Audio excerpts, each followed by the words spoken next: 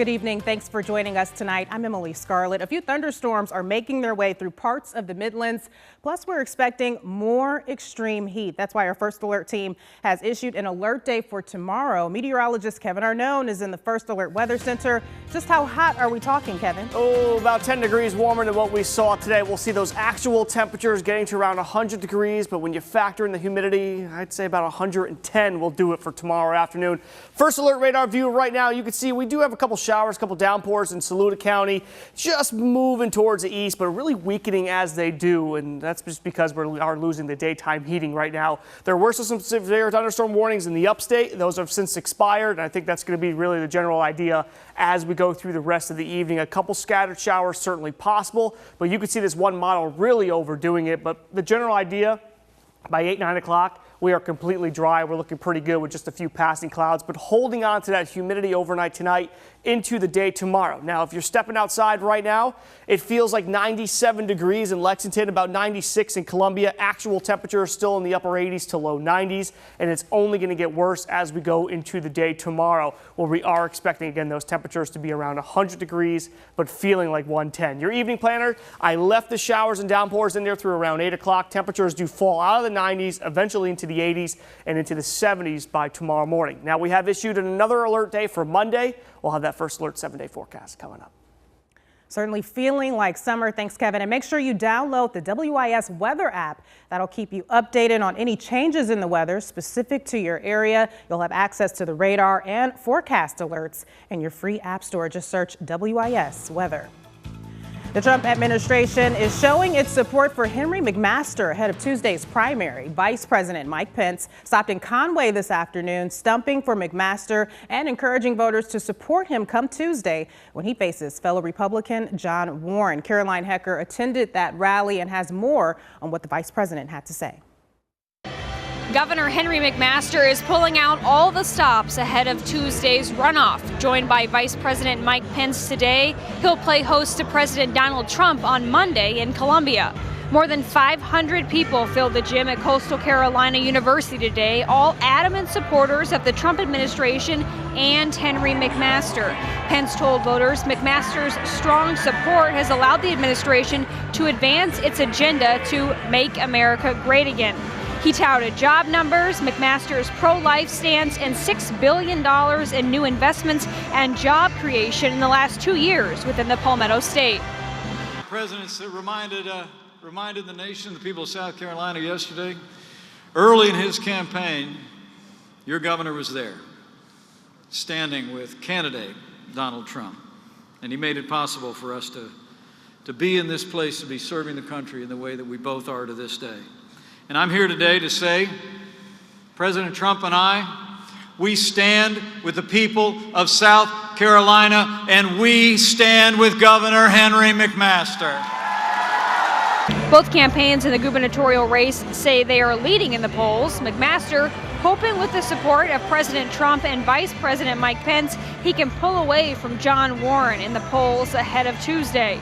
He was one of President Trump's earliest supporters a couple of years ago when he was campaigning.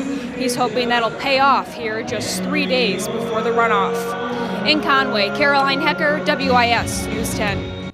Meanwhile, on Monday, the president will make a visit to the capital city. President Trump will also be campaigning for Governor Henry McMaster at a rally. The election eve rally is being held at 6 p.m. Monday at Airport High School. That event is open to the public. John Warren also in Horry County this morning during the final days of the runoff. While Warren has the support of other gubernatorial candidates, including McMaster's Lieutenant Governor Kevin Bryant, he's also facing the big guns of President Trump and VP Pence endorsing the incumbent, Governor McMaster. Genesis Narrows joins us from Conway, where Warren held a press conference earlier today. Warren's confident that he'll have a, quote, great working relationship with the president come January. Today's press conference started out with what Warren calls the, quote, clear contrast between him and Governor McMaster. He touched on topics such as failed leadership, taxpayer dollars, Santee Cooper, along with South Carolina roads and bridges crumbling. Warren says he's different because he would fight for taxpayers every day and not the, quote, special interest. However, the main question today, what effect will the president and vice president's endorsements have on this runoff election? I've never had the opportunity to meet them. I understand their loyalty to Governor McMaster. They endorsed him long before I got into this race. But ultimately, this is not a referendum on President Trump. This is a referendum on Henry McMaster. While Warren stays positive, regardless of his opponent's endorsements, tonight at 11, hear from Warren supporters and what they think these endorsements could mean for the runoff. Reporting in Conway, Jenna Cisneros, WIS News 10. The GOP gubernatorial runoff election is Tuesday, June 26th. The winner will move forward to the general election in November to face Democratic candidate James Smith. A Lowcountry lawmaker who defeated U.S. Representative Mark Sanford in his re-election bid is seriously injured in a car crash. Charleston County deputies say Katie Arrington and a friend were driving from Charleston to Hilton Head Island around 9 last night when another driver traveling in the wrong direction hit their vehicle. The driver in the other car died at the scene. Arrington defeated Sanford in a GOP primary earlier this month. Democratic nominee Joe Cunningham says he'll be suspending his campaign until further notice.